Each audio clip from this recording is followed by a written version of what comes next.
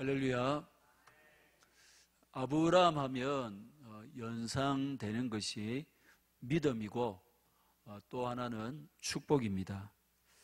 하나님은 아브라함을 복 주시기 위해서 부르셨고, 아브라함은 복 주시는 하나님을 믿음으로 고향과 친척과 아버지의 집을 과감하게 떠났습니다.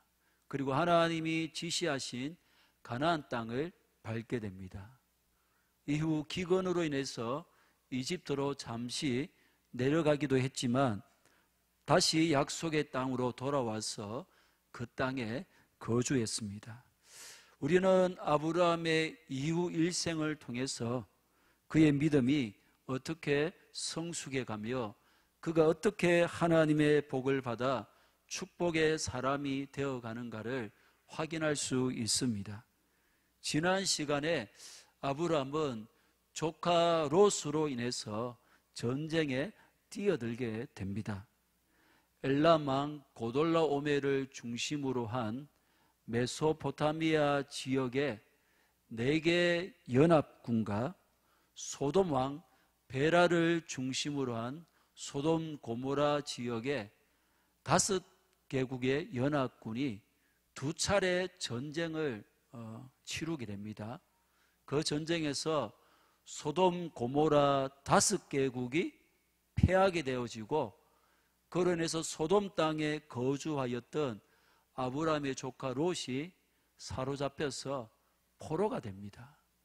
이 소식은 아브라함에게 전해졌고, 아브라함은 지체하지 않고 집에서 길륜 용병 군사 318명을 데리고 가나안 땅의 최북단 단까지 쫓아갔습니다.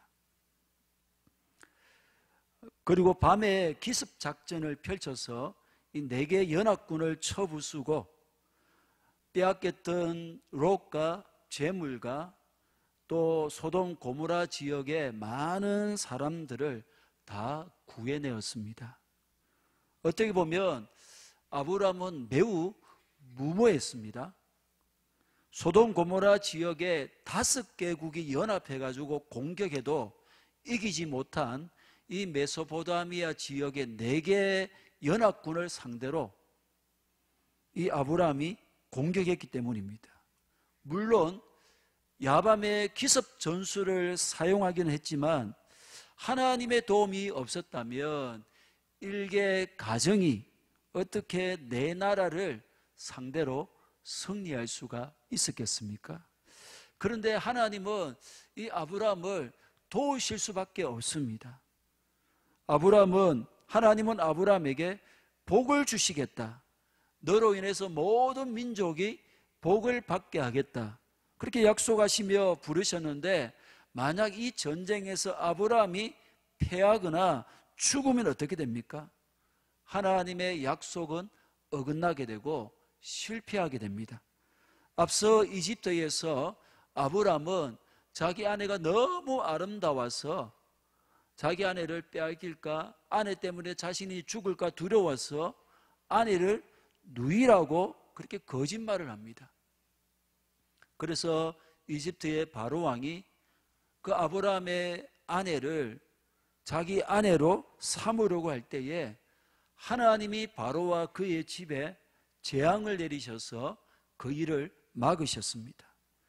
바로가 아브라함의 아내의 사례를 자기의 아내로 삼게 되면 하나님께서 아브라함과 사례를 통해서 큰 민족을 이루겠다 약속하셨는데, 그렇게 되면 그 약속이 실패로 돌아가 버리기 때문입니다.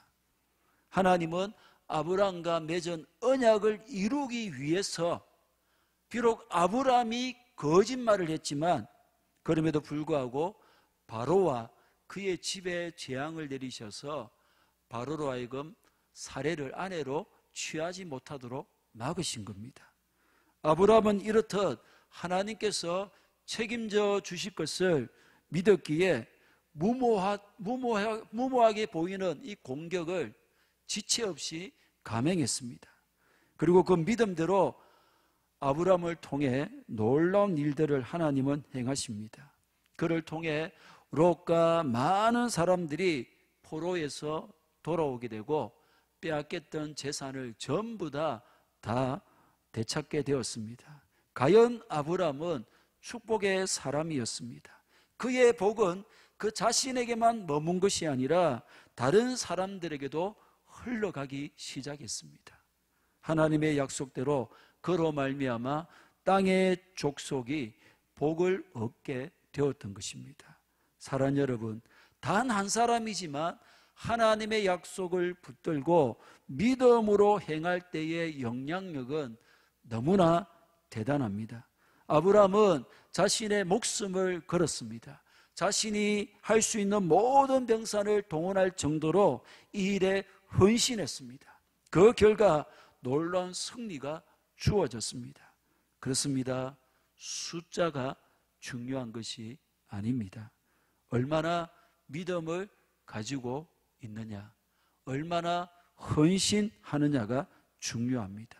이것이 없다면 아무리 수가 많다 할지라도 되어지는 일은 있을 수가 없습니다. 반면 이것이 있다면 단 한 사람이라도 충분합니다. 하나님께서 그 사람을 들어 쓰시기 때문입니다. 그렇게 볼 때에 이 예배당에 모이는 수가 적어서 우리 기관의 기관원들이 적어서 우리 구역에 구역원들이 몇 명 모이지 않아서 뭘 못하는 것이 아닙니다. 건물이 낡아서 시설이 열악해서 할 수 없는 것도 아닙니다. 헌신된 믿음의 사람 아브라함 같은 한 사람이면 충분합니다. 믿습니까? 오늘 우리가 이 아브라함 같은 믿음의 사람, 헌신된 사람이 되기를 진심으로 축복합니다. 17절 18절입니다. 시작. 아브라함이 그돌라오멜과 그와 함께한 왕들을 쳐부수고 돌아올 때에 소돔 왕이 사회 골짜기 곧 왕의 골짜기로 나와 그를 영접하였고 살렘 왕 멜기세덱이 떡과 포도주를 가지고 나왔으니 그는 지극히 높으신 하나님의 제사장이었더라. 아브라함이 롯과 그 모든 재산과 많은 포로로 끌려간 사람들을 되찾아서 돌아오는 길에 두 왕이 아브라함을 이렇게 마중 나왔는데 소돔 왕과 살렘 왕입니다. 그런데 이 17절에 소돔 왕이 아브라함을 찾아왔는데 무엇을 했는지 아무런 언급이 없이 곧바로 18절에 살렘 왕을 소개합니다. 그리고 이어지는 19절 20절은 살렘 왕 멜기세덱이 행한 모습의 서술입니다. 17절에서 언급한 이 소돔 왕은 살렘 왕에 대한 설명을 다 하고 난 뒤 21절에 가서야 나옵니다. 그러니까 소돔 왕 베라와 살렘 왕 멜기세덱, 이름이 어렵습니다. 소돔 왕 베라와 살렘 왕 멜기세덱이 동시에 아브라함을 마중 나온 겁니다. 그런데 이 두 왕이 명확한 대조를 이룹니다. 아브라함의 군사작전의 최대 수혜자는 소돔 왕 베라입니다. 그런데 그는 빈손으로 아브라함을 마중 나왔습니다. 살렘 왕 멜기세덱은 이 전쟁과 아무런 관련이 없습니다. 이 전쟁을 통해서 이 살렘 왕 멜기세덱에게 돌아오는 이익은 전혀 없습니다. 그럼에도 불구하고 멜기세덱은 아브람과 또 그와 함께한 사람들과 포로들을 위해서 떡과 포도주를 준비해서 아브람을 마중 나온 것입니다. 멜기세덱의 이름의 뜻은 나의 왕은 어렵다입니다. 그리고 살렘 왕, 살렘은 예루살렘을 가리킵니다. 또 살렘은 살론과 같은 말로 살렘 왕이다, 이 말은 평화의 왕이다라는 뜻입니다. 신약에 와서 이 이름은 예수님께 적용되며 히브리서에서는 예수님을 제2의 멜기세덱이다 그렇게 표현하기도 합니다. 멜기세덱은 놀랍게도 지극히 높으신 하나님의 제사장으로 소개됩니다. 여러분, 성경에서 거명된 첫 제사장입니다. 그는 온 우주를 창조하신 창조자이시며 인류 역사를 주관하시는 지극히 높으신 하나님의 제사장이었습니다. 우리는 아브라함 시대에 아브라함 외에 하나님을 믿는 자가 없었을 것이다 라고 착각할 수 있습니다. 그런데 아브라함 시대에 그 아브라함과 그의 가족 외에도 여러분 여호와를 섬기는 제사장이 있었다는 겁니다. 그 말은 여호와를 섬기는 신자들도 있었음을 암시합니다. 성경을 통해 알 수 있는 것은 아브라함 시대, 즉 족장 시대에 하나님을 경외했던 대표적인 사람이 성경에 나오면 누굽니까? 욥입니다. 욥. 욥기서에 나오는 욥이 바로 이 족장 시대 아브라함 시대의 사람입니다. 사랑하는 여러분, 우리가 이 악한 시대를 보면서 엘리야 선지자처럼 여호와를 섬기는 사람이, 이 교회를 향해서 열정을 내는 사람이 나 혼자뿐이다 이렇게 탄식할 수 있습니다. 믿는 사람을 찾아보기 힘든 영적 가뭄의 시대이기 때문입니다. 그러나 하나님은 엘리야가 전혀 알지 못했던 바알에게 무릎 꿇지 않은 7,000명을 남겨두셨습니다.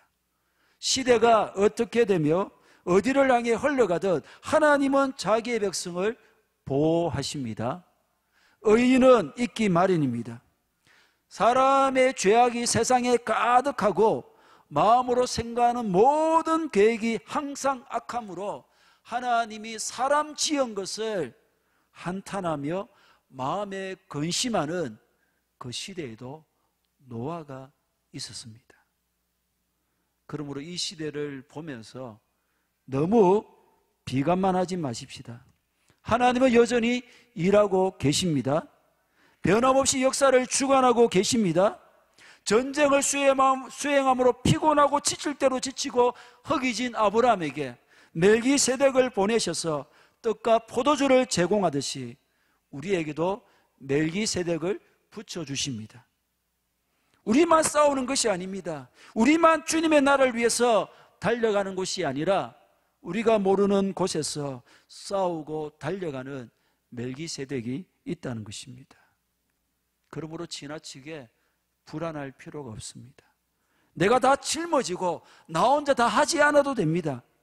하나님이 남겨두신 멜기세덱이 있음을 믿음으로 내 몫에 주어진 것에 최선을 다하며 내가 달려갈 길을 정주행해 나가는 우리 모두가 되기를 주님의 이름으로 간절히 축복합니다. 한편 히브리서는 이 멜기세덱을 성자 예수님, 메시아와 연결합니다. 히브리서 7장 1절에서 3절입니다. 이 멜기세덱은 살렘 왕이요 지극히 높으신 하나님의 제사장이라. 여러 왕을 쳐서 죽이고 돌아오는 아브라함을 만나 복을 빈 자라.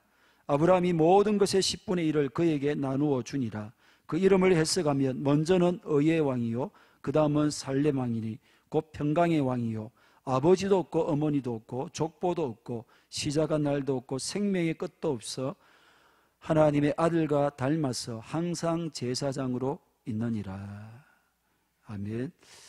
이런 내용으로 인해서 교회 역사에서는 이 멜기세덱을 천사다 이렇게 생각하는 사람도 있었고, 노아의 아들 셈이다 이렇게 멜기세덱을 천사나 셈으로 신화화하는 그런 전통이 있었습니다. 그런데 사실 우리 이것을 부정합니다. 평범한 사람이었던 모세와 다윗이 그리스도를 예표하는 그런 인물이었듯이 멜기세덱을 살렘 왕, 지극히 높으신 하나님의 제사장이라는 그의 신분 그 이상으로 생각할 필요가 없는 것입니다. 히브리서 6장 20절 거리로 앞서가신 예수께서 멜기세덱의 반차를 따라 영원히 대제사장이 되어 우리를 위하여 들어가셨느니라. 예수님은 멜기세덱의 반차를 따라서 대제사장이 되셨다는 거예요. 여러분, 이스라엘 12지파 중에 제사장은 레위 지파만이, 대제사장은 아론의 후손만이 될 수가 있습니다. 그렇게 본다면 예수님은 레위 지파가 아니라 유다 지파입니다. 그러니까 이 원리를 따르면 예수님은 대제사장이 될 수가 없습니다. 그 예수님은 이 레위 지파의 서열을 따라서 대제사장이 된 것이 아니라 멜기세덱의 서열을 따라서 대제사장이 되었다는 겁니다. 그래서 이 멜기세덱과 예수님을 연결시키는 거예요.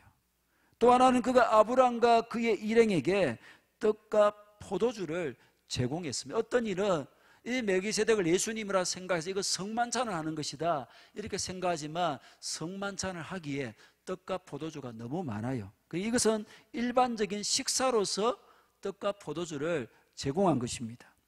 고대 메소포타미아의 왕이나 또는 소돔 고모라의 왕들은 한결같이 백성들을 자기 소유로 여기고 자기의 부귀 영화를 위해서 백성들을 자기가 더 많은 이익을 가져가기 위해서 백성들을 전쟁의 도구로 삼았을 뿐입니다. 그런데 이 살렘 왕 멜기세덱은 달랐습니다. 그는 지쳐있는 아브람과 그 무리들을 왕궁으로 오라고 하지 않고 자신이 친히 그들에게 떡과 포도주를 가지고 다가갔다는 거예요. 허기지고 지쳐있는 그들에게 다가가서 그는 그들을 돌보는 평화의 왕이었고 진정으로 포로들을 위로하는 의의 왕이었다라는 것입니다. 이것이 전형적인 메시아의 모습입니다. 19절입니다. 시작. 그가 아브라함에게 축복하여 이르되 천지의 주제이시오 지극히 높으신 하나님이여 아브라함에게 복을 주옵소서. 그는 아브라함에게 떡과 포도주만 제공한 것이 아니라 하나님께 복을 빌어줍니다. 창세기 12장 1절에서 3절에 하나님께서 아브라함을 축복하시면서 축복이라는 말을 5번이나 사용하는데 멜기세덱이 아브라함을 축복하면서 축복이라는 말을 3차례 사용하여 하나님의 축복을 연상시킵니다. 멜기세덱의 축복은 창세기 12장 2절에 있는 것처럼 아브라함의 이름을 크게 하는 효과를 가집니다. 멜기세덱은 천지의 주제시요 지극히 높으신 하나님의 이름으로 아브라함을 축복했습니다.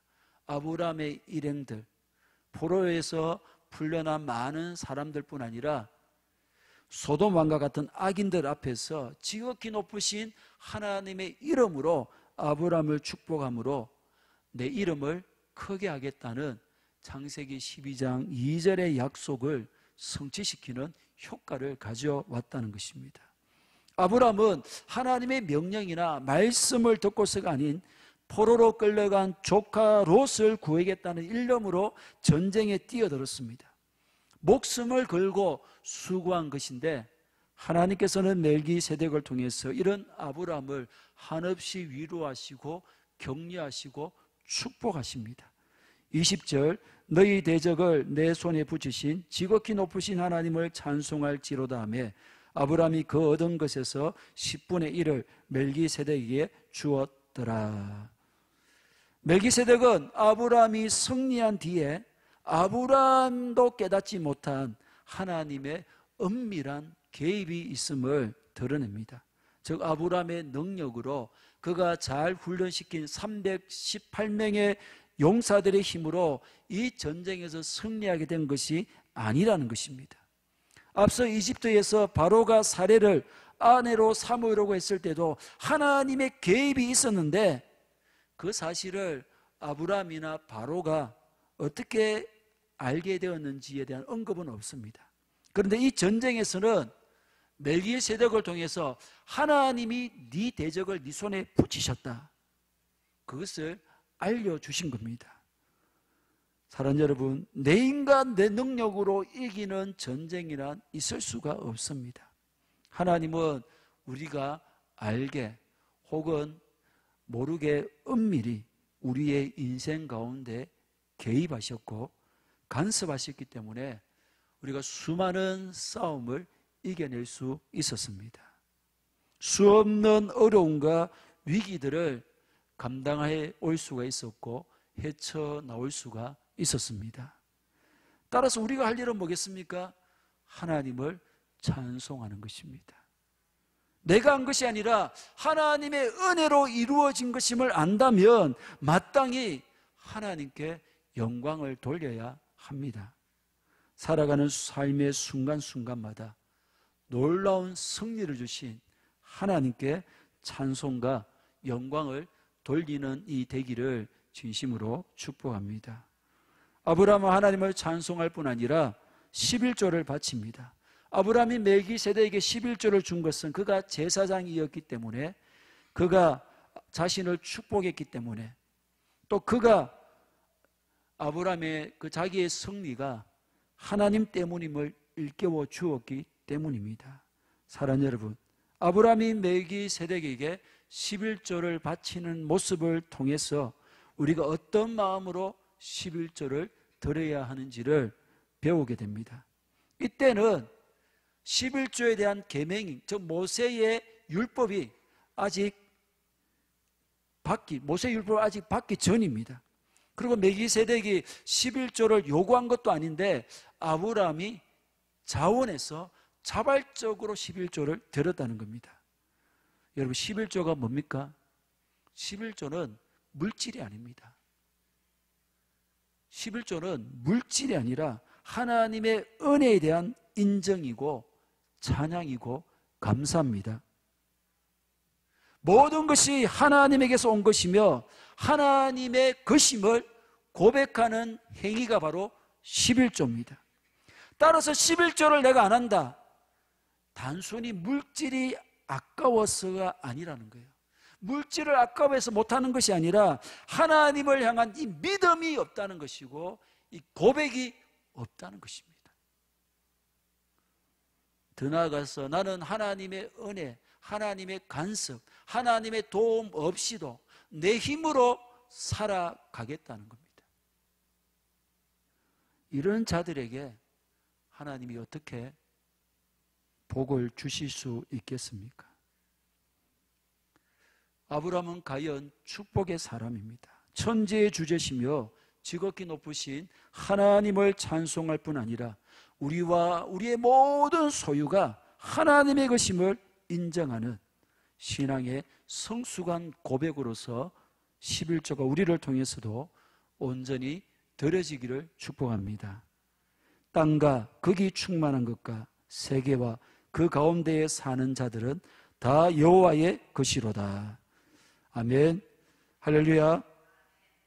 21절입니다. 시작. 소돔 왕이 아브라함에게 이르되 사람은 내게 보내고 물품은 네가 가지라. 아브라함의 전쟁을 통해서 실질적인 혜택을 보게 된 이 소돔 왕은 이 살렘 왕과는 달리 빈손으로 아브라함을 맞이하고서는 사람은 내게 보내고 빼앗은 모든 물품은 네가 다 가지라. 어떻게 보면 굉장히 매력적인 제안을 합니다. 그런데 여러분, 고대 건동에서 전쟁에서 승리한 사람이 전리품은 물론이고 그 포로인 사람들도 전부 다 자기 종으로 삼을 권리가 있었습니다. 즉 승리한 아브라함에게 모든 주도권이 있는데도 소돔 왕이 자기 멋대로 전리품을 나눈 겁니다. 사람이든 물품이든 전부 다 아브라함의 것인데 자기 것인 양 이 선심을 쓰듯 하고 있는 거예요. 그것도 아브라함에게 전혀 예의를 갖추지 않고 명령조로 그렇게 한 말들입니다. 그는 전쟁의 패배자입니다. 전쟁의 패배자인 소돔 왕이 전쟁의 승리자인 아브라함에게 이런 어처구니 없는 모습을 보이는 겁니다. 소돔 왕은 하늘의 복을 빌어주었던 멜기세덱과 달리 세상의 복, 물질을 아브라함에게 주려고 합니다. 그의 말과 태도가 얼마나 악의적이고 위선적이었는지 아브라함의 반응을 통해 알 수 있습니다. 22절 23절 시작. 아브라함이 소돔 왕에게 이르되 천지의 주제이시오 지극히 높으신 하나님 여호와께 내가 손을 들어 맹세하노니 내 말이 내가 아브라함으로 치부하게 하였다 할까하여 내게 속한 것은 실 한 오락이나 덜매끈 한 가닥도 내가 가지지 아니하리라. 아브라함은 맹세까지 하며 단호하게 거절합니다. 소돔 왕에게 속한 것은 실 오락이 하나나 신발끈 하나라도 갖지 않겠다. 실 한 오락이 신발끈 하나는 가장 보잘것없고 가치 없는 것들을 상징합니다. 치부하게 되었다. 부자 되게 만들었다. 부유하게 만들었다. 저 아브라함은 소돔 왕으로 인해서 자기가 부유하게 되는 것도 또 그런 말이 사람들의 입에 오르내리는 것도 원하지 않았다는 것입니다. 아브라함은 왜 이리도 단호하게 거절했던 것입니까? 축복의 사람인 아브라함은 세상의 복을 추구하는 사람이 아니었습니다. 그는 앞서 멜기세덱이 하나님으로부터 하늘의 복을 빌어준 것으로 만족했어요. 아니 그 앞서 하나님께서 그에게 복의 약속을 했던 것입니다. 이런 하나님의 복을 믿고 나아가는 거기에 소돔 왕이 주고자 하는 세상 복, 하나님이 주시지 않는 이 물질은 단호히 거부할 수밖에 없었습니다. 하나님이 주시는 복에, 하나님이 주실 복에 소돔 왕의 세상 재물이 섞이는 것을 그는 원치 않았던 것입니다.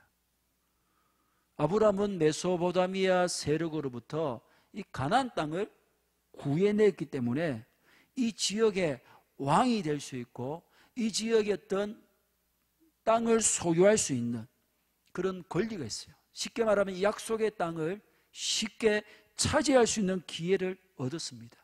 하나님도 이 땅을 주시겠다고 아브라함에게 약속하셨는데 그 약속을 쉽게 성취시킬 수 있었습니다. 하지만 그것이 하나님의 방법이 아니었기에 아브라함은 소돔 왕의 제안을 거절한 겁니다. 그는 앞서 자기 방식으로 하려다가 이집트에서 처절한 실패를 경험했습니다. 아, 하나님의 방식이 아니면 안 되는구나. 그는 깨달았던 것입니다. 그래서 하나님 주시는 기회를 기다리며 하나님보다 앞서 가지 않으려고 그는 소돔 왕의 제안을 거절했습니다. 과연 그는 축복의 사람입니다. 그리고 소돔 왕이 아브라함에게 주고자 하는 재물은 온갖 죄로 얼룩진 가증한 물건입니다. 이 소돔이 어떤 곳입니까? 얼마 있지 않으면 불로 심판받아 멸망할 도시입니다. 그렇다면 그곳에 사는 사람들의 소유물 역시 어렵거나 정결하지 못한 것입니다. 아브라함이 그런 물건을 받을 수 없는 것은 당연합니다. 하나님은 우리가 부자가 되는 것을 싫어하시지는 않지만 경건하지 못한 수단과 방법을 통해 얻는 그런 얻어진 재물은 하나님이 싫어하십니다. 마지막 24절입니다. 시작. 젊은이들이 먹은 것과 나와 동행한 아넬과 에슬골과 마보레의 분깃을 제할지니 그들이 그 분깃을 가질 것이니라. 아멘. 아브라함은 소돔 왕에게 큰 도움을 주었지만 아무런 대가를 요구하지도 않았고 주려는 것도 거부했습니다. 하지만 함께 생사를 같이 했던 자들의 몫은 챙겨주도록 당연하다듯이 요구를 합니다. 아브라함은 신앙으로 인해서 자신은 소돔 왕의 것을 받을 수가 없지만 그것을 다른 사람에게까지 강요하는 그런 독선적인 인물은 아니었습니다. 그런 자신의 신앙도 존중하면서 타인의 권리도 인정하고 존중하는 굉장히 균형 잡힌 신앙의 모습을 보입니다. 즉 늘 내 자신을 하나님 앞에 겸손하게 세우는 그런 철저함도 있어야겠지만 동시에 다른 사람들을 향한 그 마음과 배려도 놓치지 않아야 한다는 것입니다. 여러분, 구사일생으로 아브라함을 통해 구출받은 아브라함의 조카 롯은 어떻게 됩니까? 아무런 언급이 없어요.